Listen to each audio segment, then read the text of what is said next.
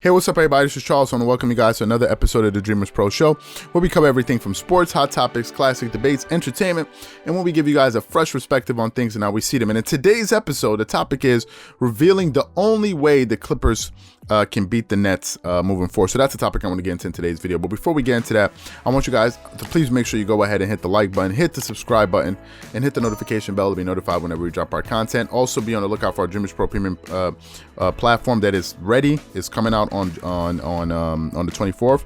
You see, we've been posting some kind of snippets for the platform. Trust me, you guys do not want to miss out on this platform. If you enjoy engaging in sports at a high level and really want to take this conversation to the next level and enjoy the content on our channel and want more, you definitely got to be a part of this community. So be on the lookout for that.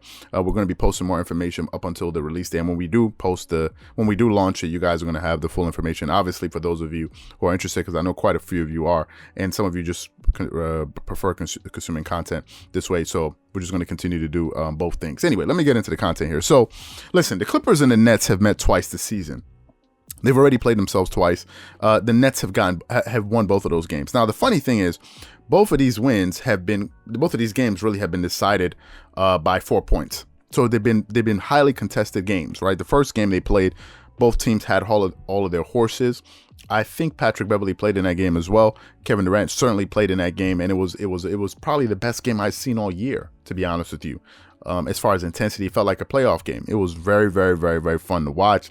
But at the very, very end, the Nets' big three, they just got loose, and they just showed you why those guys are all-time greats, and they just made some very tough shots, and they were able to come away with the win. Last night they played, and I think obviously they lost. The Clippers lost by 4 points, but in a very bogus way. Y'all know how I feel about that call. I feel like Kawhi Leonard got really, really, really he got robbed at the end of that game, and the referee showed that, listen, we have no respect for this guy. None whatsoever for them to make that call, to give the benefit of the doubt to the flip-flop in James Harden over a two-time finals MVP. Pretty much says everything that you need to know about how the referees view Kawhi Leonard. He's constantly being hacked all up and down, all throughout these regular season games, but no one really seems to pay any attention to it. And people wonder why I cover the guy so much. This is why, because it just doesn't make any sense to me. I don't know how LeBron James and Kyle Kuzma could get hit by an NBA warning for flopping, and yet James Harden, I've yet to hear something like that. And it was so bad that Kawhi Leonard actually had to storm out of the press conference last night because he was just so disgusted by the outcome of that game. And it's the first time I've ever seen him do that. But hey, that's the referees. That's the referees for you guys. Now listen, every time these two teams have met each other, I think that they've been pretty evenly matched. How do I know that? Because the Nets haven't beat the Clippers by more than 10 points or 6 points. So they've been pretty evenly matched. And I think at the end of to close out these games were decided by free throws, right? They were decided by free throws in both situations. So one cannot say that the Nets are just way better than the Clippers. If they were, it would show in the box score. I think these teams are very, very close, right? Shot goes here, loose ball goes there, and you win the game. So I think they've been evenly matched this season. However, I think the Brooklyn Nets are slightly better than the Clippers after watching them play for 2 games, right? I think the Brooklyn Nets are slightly better than the Clippers, and here's the reason why. The reason is, this is my reason at least. Some people can feel otherwise. This is my reason. The reason is they have that third guy that you have to account for. That's the thing. They have that third guy. That's what makes them very, very, very, very hard. At first, I thought, listen, the Clippers could defend them, right? I thought they had great individual defenders, great team defenders, great guys that can keep you in front of them. But the problem is with Kyrie, Kevin Durant, and James Harden is that these guys are tough shot makers. You can play perfect defense on them all the way to the end of the shot clock, and they'll still hit the shot. You saw that time and time again last night. And to me, I think it's going to be very difficult or damn near impossible to defend Brooklyn 4 out of 7 times in a 7-game series, assuming these two teams were to meet in the NBA Finals. Now, if the Clippers and the Nets met in the NBA Finals, I think the Clippers would have had a pretty good season, right? Now, obviously, I would want them to win because my guy, I want Kawhi Leonard to win. But it would mean that the team had finally made the NBA Finals for the first time ever. So that would mean a lot. However, we're just talking about if these two teams were to meet. I think the solution for the Clippers here, earlier in the season, I said that when they played against each other, I was still trying to think, and I didn't have any clear idea of what the Clippers would need. But now I think it's become more clear to me, or it has become clearer to me after that game. And what I think the Clippers need, I think they need one more score. When they played the first time, I was trying to understand whether or not they needed a score or another defender, another two-way player. But in this case, I think they need another score. I think they need someone else that can put up buckets and force Brooklyn to continue to score. That's what I think. Because I think the danger of Brooklyn is, this is the danger of Brooklyn. This is the challenge, really, with this Brooklyn Nets team. The challenge is if one of their guys are off, right? So let's say it's Kyrie on a given night. You still have two guys to account for. All three of them are not going to be off. Two of them are not going to be off. That's highly unlikely.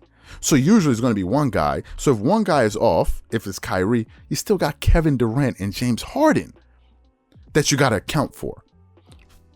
With the Clippers, if one of their guys has a subpar night with shooting, then there's only the other one that you have to account for. And in that type of situation, if you're not able to continue to score with this Brooklyn team, it's going to be impossible to catch them. To beat them. Last night, what happened in that third quarter was the Clippers would get it close, but the Nets just kept on scoring, and they were scoring on great defense. I'm trying to think, who are the defenders out there that you could get that could really influence these guys in any kind of way to throw up their shots in any kind of way? Are they going to go get a Ben Simmons? But then Ben Simmons is a liability offensively. He's the inverse of Lou Williams. Lou Williams is great offensively and a liability defensively, right? And you saw at certain times in that game, they were searching for Lou Williams in the pick and roll. And once they got Lou Williams on that match, now sometimes Kyrie and these guys didn't take advantage of that matchup, but that was the weak link on the court. But Tyronn Lue needed offense. He was searching for offense. Right? Because with this Brooklyn team, I don't think that they can be defended, to be honest with you. I think that is like, let's talk about KD for a second. Kevin Durant is shooting over 52% from the field. 52% from the field, over 42% from the three.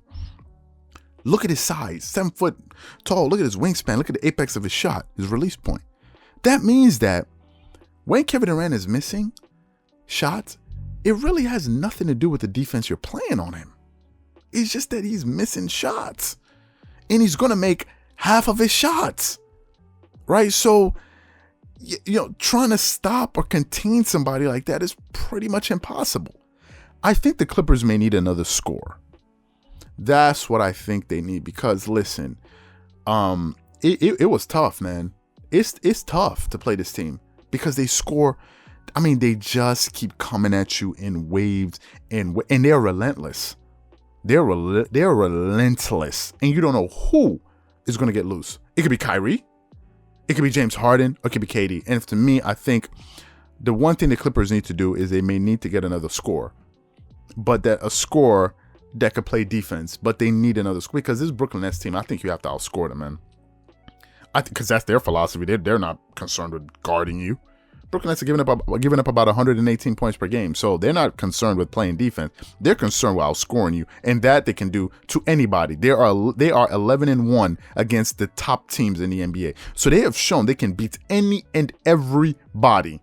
I don't know if they played the Utah Jazz yet. That remains to be seen, but as of now, man, I think it's the only way. So what I want to know from you guys is, do you think that the Clippers need to get another score? Or do you think they need to get a defender? Or do you think, listen, no matter what happens, the Brooklyn Nets are just a better team? Whatever you guys think, please leave your thoughts and comments in the comment section below. Again, if you enjoyed the video, be sure to make sure you go ahead and hit the like button, hit the subscribe button, and hit the notification bell to be notified whenever we drop our content. Once again, this is Charles here from Dreamerspro. Wishing you guys an amazing day and catch you guys on the next episode. Peace.